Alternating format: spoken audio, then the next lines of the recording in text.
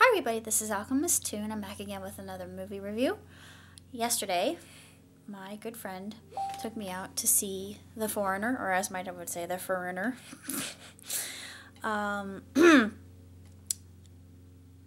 really didn't know what to expect from this movie at all. I didn't know barely anything. I thought, oh, okay, let me just do a little bit of digging, and I looked at the plot and I thought, sounds promising, sounds really excellent. Well, being a Jackie Chan film, it really exceeded my expectations. And you meet this older man who works at a takeaway or a Chinese restaurant called the Happy Peacock with his partner Ram. And it's very interesting. He plays a role that we are not at all used to, but is as a kind of unique and different and bold role for Mr. Chan to take. I think it was in his best interest because he does such an amazing job. And Pierce Brosnan as a villain, yes please. I missed him as just this arrogant, pompous bastard who cuckolds his own wife and she cuckolds him. Spoiler. But the way they do it is just as delicious because there's a lot of subtext to it. And of course, if you're like me, you think, ooh, I know what's going on here. And I knew it. I knew it right away just because of the way that this body language is a lot of micro cues. And it's just, c'est magnifique. It's perfect. And I absolutely loved it. And a lot of the camera angles that were done in this film were, just, it's an art piece. It really is. And as far as a suspense film, a lot of them I white knuckle my chair. And the last movie I remember I actually white knuckled my chair was Spectre. And my dad and I adore James Bond. So it was interesting to enjoy and really savor a thriller like this one.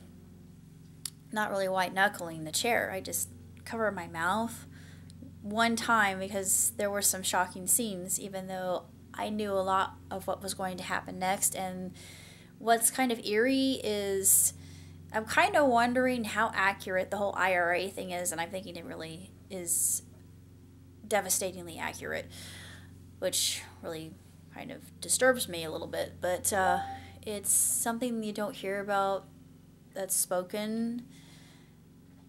It seems taboo to me, and I think that there is this sentimentality among a lot of people who have felt like they were oppressed and ostracized by the Brits, because if you go back into history, and it's true, history does repeat itself, that the sun never set on the British Empire, and part of me likes to think that it never has and it never will, even though this is coming from a born and bred Anglophile, so I know my history well.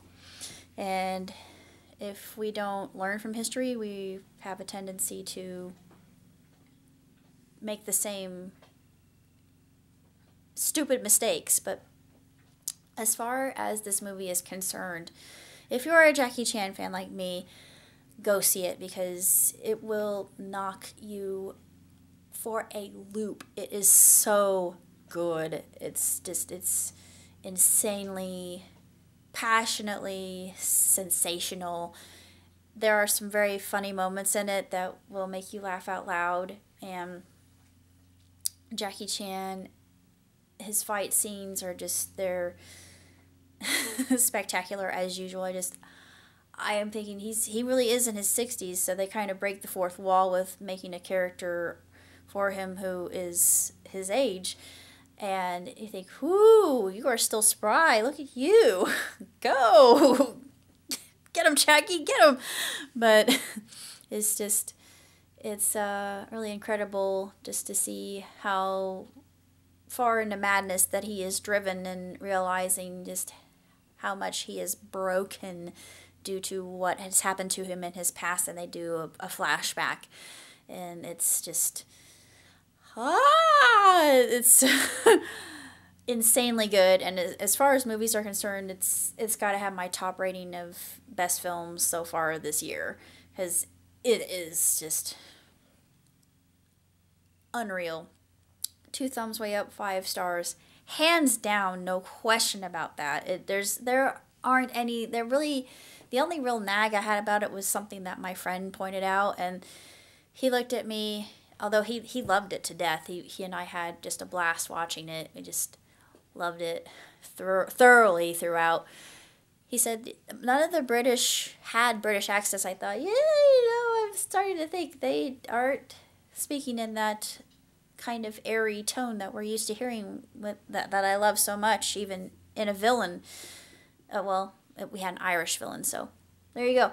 Oh, another another nitpick. Well, it's not really a nitpick. I just thought it was kind of funny. It's stereotypical, but I thought, they're breaking the fourth wall with showing their own stereotype in a film. But a lot of the Irish characters were either drinking whiskey or some other type of alcoholic beverage, and I thought, does no one else notice this? I thought, this is just such a thing that they make a big to-do about, and I'm not sure if it's accurate because I'm Irish myself, and I really don't drink unless it's a special occasion, and I've never had whiskey, I've never had rum, I don't like beer. Ugh. Beer's gross.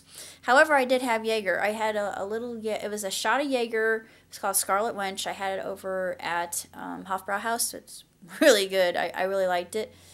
It was a bit strong. I thought, woo! But, I mean, it did make me drunk. It made me kind of giggly. But, other than that, I haven't really had many alcoholic drinks. I stick to wine.